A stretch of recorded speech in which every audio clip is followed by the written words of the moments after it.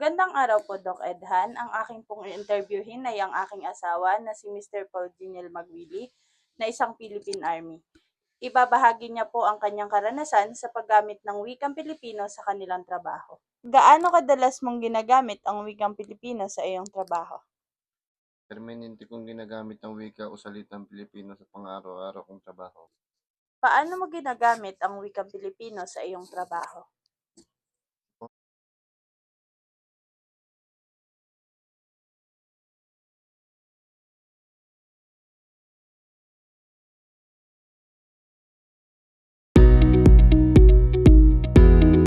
Magandang araw po, Doc Edhan. Ang aking pong i-interviewin ay ang aking asawa na si Mr. Paul Giniel Magwili na isang Philippine Army. Ibabahagi niya po ang kanyang karanasan sa paggamit ng wikang Pilipino sa kanilang trabaho. Gaano kadalas mong ginagamit ang wikang Pilipino sa iyong trabaho? Permanente kong ginagamit ang wika o salitang Pilipino sa pang-araw-araw kong trabaho. Paano mo ginagamit ang wikang Pilipino sa iyong trabaho? Pang-araw-araw kong trabaho, ginagamit ko ang wikang Pilipino. Halintulad na lang sa pakikipag-usap sa mga punong barangay at presidente sa lugar. Bakit mahalaga ang wikang Pilipino sa iyong larangan? Mahalaga ang wikang Pilipino dahil dito ay nagkakaintindihan ang bawat isa. Tulad na lang sa Luzon, Visayas o di kaya sa Mindanao. Sila ay may mga sariling mga wika na ginagamit. Ngunit sa wikang Pilipino, dito tayo nagkakaintindihan. Ano-ano ang mga nagiging hirap mo sa paggamit ng wikang Pilipino sa iyong trabaho? Ang minsan nagiging kahirapan din sa paggamit ng wikang Pilipino sa aking trabaho.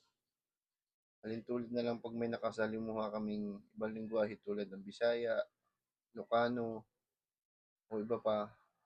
Minsan may nabibigkas ako na malalalim ng salitang Tagalog, ngunit hindi nila naiintindihan to. Ngunit pinapaliwanag ko naman sa kanila. May mga wikang Pilipino ka bang madalas gamitin araw-araw? Sa pang-araw-araw na aking trabaho, ang kadalas ako nagagamit na wikang Pilipino ay halimbawa na lang pagbati sa aking mga kaibigan, nakakasama sa trabaho tulad na lang ng magandang umaga, magandang gabi. Yun. Paano nakakatulong sa iyo ang wikang Pilipino sa pakikipag-usap sa iyong mga katrabaho? Nakakatulong ito dahil napapadali o mas naiintindihan namin ang bawat isa kung may gagawin na trabaho na itinasking sa amin. Yun lang.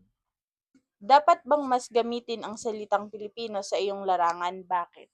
Para sa akin ay mahalagang gamitin ang wikang Pilipino dahil dito ay mabilis at mas nagkakaintindihan sa pag-uusap ng bawat isa. Ano ang pwedeng gawin para mas mapadali ang paggamit ng salitang Pilipino?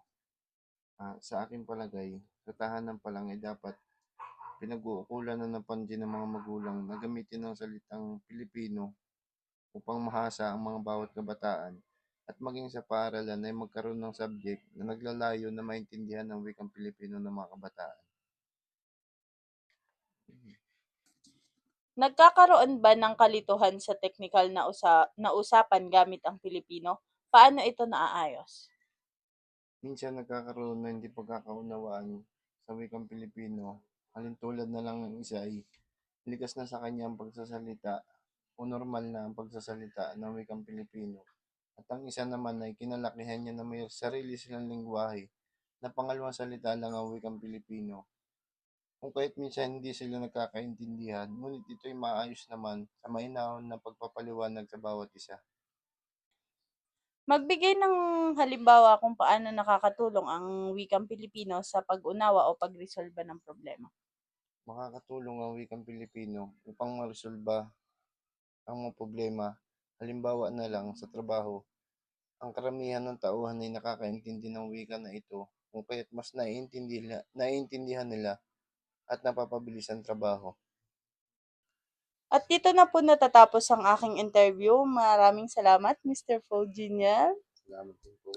And thank you po, Doc Edhan.